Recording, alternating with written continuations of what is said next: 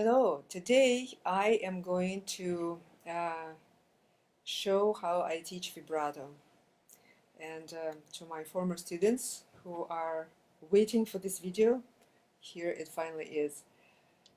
So the way I start vibrato, and it is start, or actually in my case, since I don't really teach very young students to correct vibrato, I teach the wrist vibrato in the Russian school which I come from. Um, the arm vibrato was never taught. Arm vibrato is really not the best type of vibrato to have, as it gets either too heavy and slow and or too fast. It responds to the nerves much more so than the wrist vibrato, and it's not very controllable, and also people tend to get just very tired vibrating. So we're looking for vibrato that is manageable, that is easily controlled, that can be done slower, faster, variations of vibrato. Of course, the arm obviously is still involved in the wrist vibrato, because even when we make the distinction between wrist and arm vibrato, meaning forearm vibrato, of course, still, let's face it, the wrist is not moving by itself. The muscles still go, and ligaments and muscles still go all the way into this arm, forearm, and then the upper arm, and into our back, and all of this is connected. So there is really no such thing as purely wrist vibrato. Obviously, forearm is involved somehow. But we, for our purposes, concentrate really on the movement of the wrist. And the way I start restructuring vibrato or teaching it all new is to go first from what I call a knocking motion, which I know many teachers also do. For instance, I would say, well, imagine how you knock at the door, just with the wrist. You come and you just do this motion, tuck, tuck, tuck, tuck, tuck. And a lot of times I will use a music stand, which you can't see right now, but something that is just a wall or music stand. And so you do several of these motions.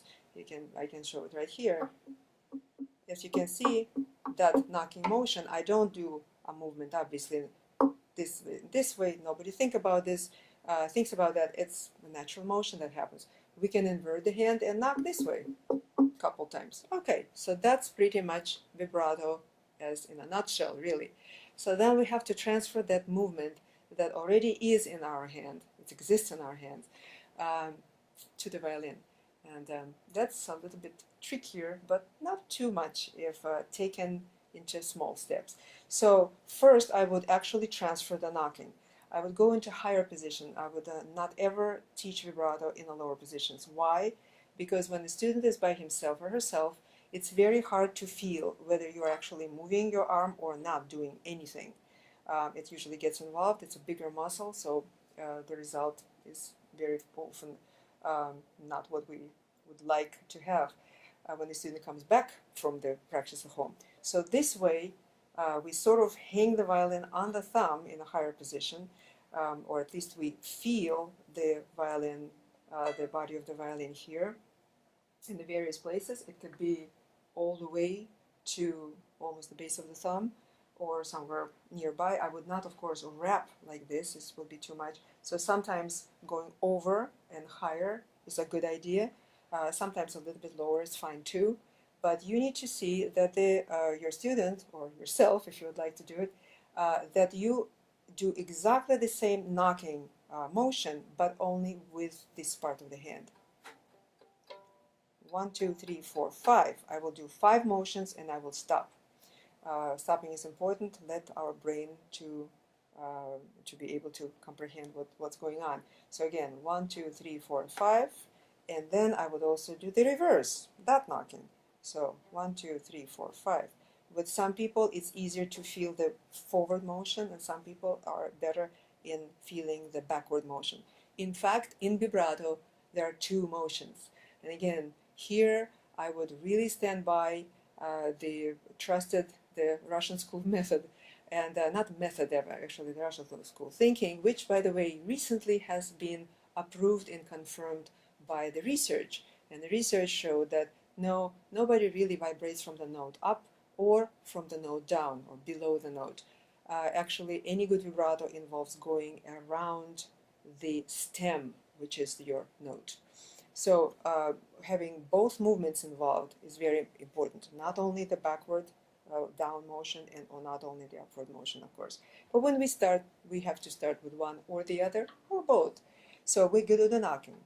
I would stay on that stage, with especially with the younger students, sometimes with the older student, for a long time, maybe a week, 2 weeks, maybe even 3 weeks, until we see that this movement is very free, that nothing gets tied anywhere in here in the wrist, and that people don't do anything of this nature, which will be like going 1 2 1 2 1 2. There's no 1 2. There's one oscillation at a time, and that oscillation counts as one unit. 1 2 3 4 5. It's going and returning, or 1 2 3 4 5. Okay.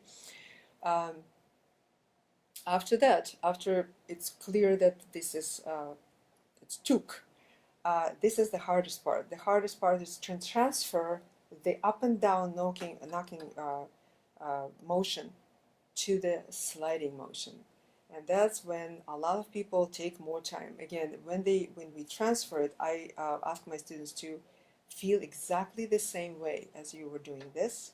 Now you will be going it in a slightly different direction. So the finger could be either placed in between the strings very lightly, or on the top of one string, whichever, doesn't matter. D sometimes A, usually one of those middle two, and just transfer the movement. So again, we're touching here, we're not leaving, we don't go out of the violin, and we don't get completely glued to the side of the violin either. So that's the moment. Again, I will do 5, 1 2 3 4 5. Now I started backwards, and now I will start forward, 2 3 4 5. Okay, and we do it with a little bit of stops. Stop. Now I would alternate up and down, for instance, or maybe I will just do something that is more comfortable for me at the time. So once this is placed, and once you know for sure that your student is not doing, or you yourself are not doing, any kind of angular motions, that everything is flowing and it doesn't cause any discomfort anywhere, you can add the bow. And usually this happens to be harmonic, which is very useful with a D or A. Let's say I'm on D string right now, so I will start and the bow will go, and my rhythm that by now I have accomplished 1 2 3 4 5. Now I think, oh, those are going to be my 8 notes. So 1 2 3 4 becomes. Now at this point I will try it. The bow will move all the time. The left hand will start and stop. And, oh, important thing, it will slide. The finger will not press the string at all. It will be very lightly touching on the harmonic and just slide whatever it needs to slide. So this is starting to forward, this is starting backward. Whichever way you do it, you will go back and forth anyway. So once that has been established, again, the bow goes in 4, doesn't stop anywhere. Vibrato starts, what will eventually be vibrato, starts in the beginning of the bow, which is very important, since so many people delay vibrato for technical reasons. And then it's important, next part is to put it to the metronome. And here it's very important, is to catch the speed of your motion. For instance, my motion is da da da da da, so I will go to the metronome and I will try to catch that speed. And I happen to be, it looks like around 96 right now. In fact, no, it feels a little slow, so I will go up, and I'm right now.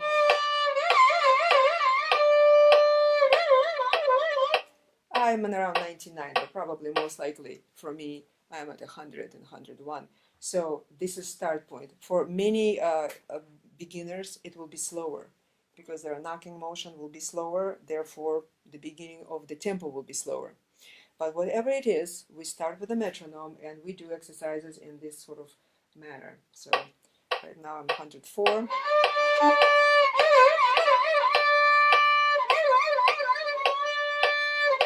3, 4, 5, and then stop. And so on. So you do it for, I don't know, 30 seconds. I don't want to do it more than a minute because I think it will be too much. It's an overload of that kind of strange sound, very slidey, although it's very light. We keep advancing the metronome up. So we go from 104 to 106, let's say. The goal is not to feel the difference, not to feel that it's actually accelerating. So you do whatever little acceleration during one day, again from 104 to probably 112, you won't notice much difference. If the movement is correct, you just keep going. But I would stop there. Next day I will start a little bit under that tempo.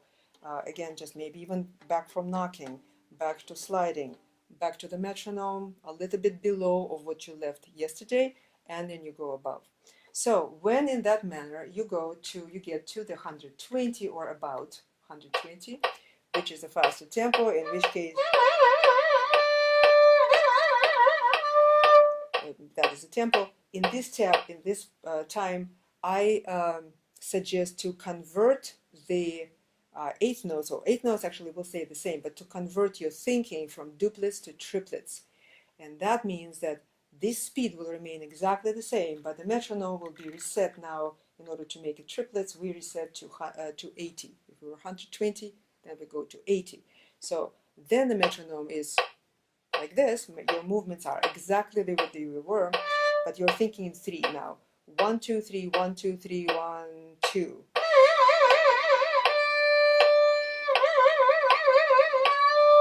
Notice that we are still sliding quite a bit, actually. The finger is very light, but no flexibility. Again, this is one of the things that I would not want people to get into. Oh, flexible joints. You know, everybody's joints are flexible. Unless you have arthritis, your joints are very flexible. They're just flexible by nature.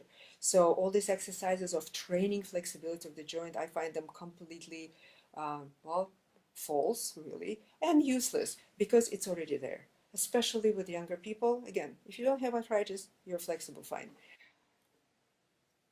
In this case, we are not worried about this. In fact, I hope you see it, my finger really doesn't change shape. I don't make it stay. I just don't do anything with this. I just allow it to slide in a very loose form as it is, and since it's not pressing, it's not changing in shape. Okay, so we now accelerate the metronome from the 80, and we go to up and up and up in the same very gradual manner. And somewhere around 112, when you get to the 112, 113, 14, 16, 16, this is a faster tempo. We're in triplets, and in this tempo, as you notice, of course, it was a big jump from one tempo to another. Of course, as you accelerate, your sliding movement is getting smaller. You certainly don't want to force the hand to move as much as you did in the beginning. So by this time, it's much easier to do the smaller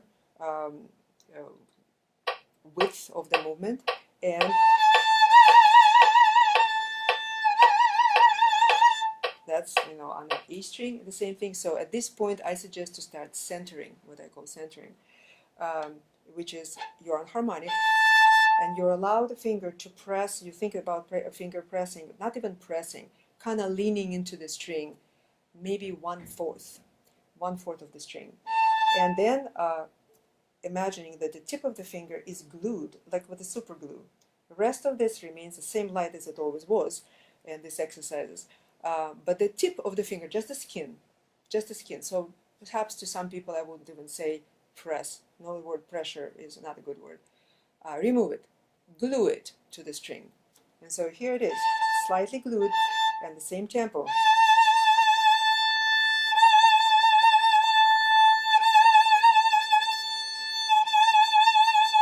We are still in the same tempo. We hear the triplets, subdivision in triplets. If I allow myself to be a little bit more glued into the string, but still never pressing, in the exercise pattern, never pressing the whole string down, then you will hear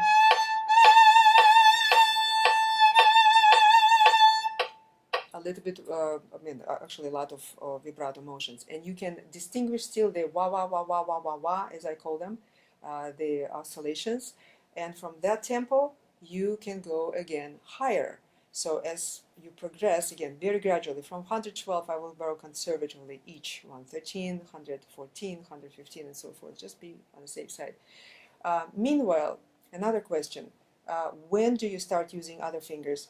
That is very individual. You can try to do to add third finger to the exercise pretty early on. I would say when you're still in doublets somewhere, to do this third, you can try to use the first and fourth. Some people actually are okay with the fourth. As long as it slides, it should not really pose a big problem. If it poses a problem, drop it. Just let your hand get used to the sensation and the feeling and the sound when you're doing it with the bow of just one or two fingers, and then the rest will slowly be processed by the brain, and we will be able to do it. But the idea of the fourth finger is the same. I would suggest to not go lower and not go for that harmonic, because then the position is lower, but probably just go and do it on E string without going for harmonic. So it will be, this E string is so light, it is so thin that the sound will be there. So I do leave the fourth finger for a little bit longer out of the equation, and just as the first three fingers, and then the fourth comes along. Also, of course, then we do go down the positions, and by that, and up, of course, too. But when you are already with this motion, then you know that in fourth position you're still touching. In third position you may be touching or maybe not touching, but by now your hand already knows what to do. So good luck. I hope that has been helpful, and until our new meetings in the cyberspace.